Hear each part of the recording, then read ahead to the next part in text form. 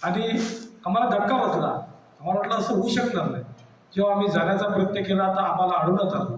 Police बल ज्या ठिकाणी जास्त बोलवण्यात आला, 15-20 मिनटं अर्धा घंटा थांबल्यानंतर पुन्हा आम्ही प्रयत्न केले.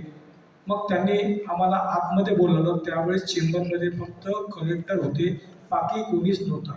त्यांना आम्ही प्रश्न विचारला की हे वातावरण असं असताना तुम्ही लोकांना का सांगत नाही उमेदवारांना. तर त्यांनी सांगितलं, मी त्यांना प्रश्न केला की बा इथे मतदानावर आले होते का, अशोक उईके आले होते का, मडावीताई आले होते का, वाधवानी आले होते का. त्यांनी सांगितलं मी मडावीताईला ओळखत नाही. परंतु मदन येरावार आणि उईके आणि वाधवानी हे आले होते.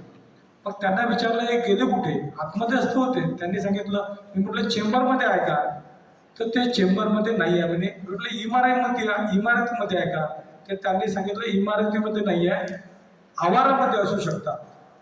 कलेक्टरने सांगितलं. नंतर आम्ही चर्चा विस्तृत झाल्यानंतर जे काही सांगितलं त्यांनी बाहेर आलो.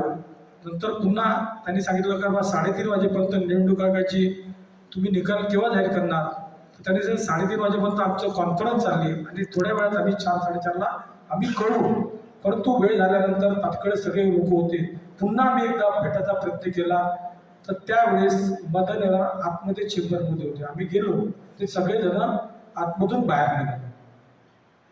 म्हणजेच याचा अर्थ कलेक्टर खोटा बोलत आहे, कलेक्टर खोटारडा आहे, हे आमच्या नजरेत आलं आहे. मग मी चौकशी केली की मडावीताई कुठे होत्या, तर मडावीताई मागच्या दारातून SDO कार्यालयात गेले होते.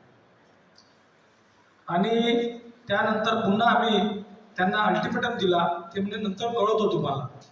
तर त्यांनी आम्हाला सांगितलं 7 वाजता. मग आम्ही त्यांना सांगितलं 7 वाजेपर्यंत तुम्ही जर लोकांच्या उमेदवाराच्या समोर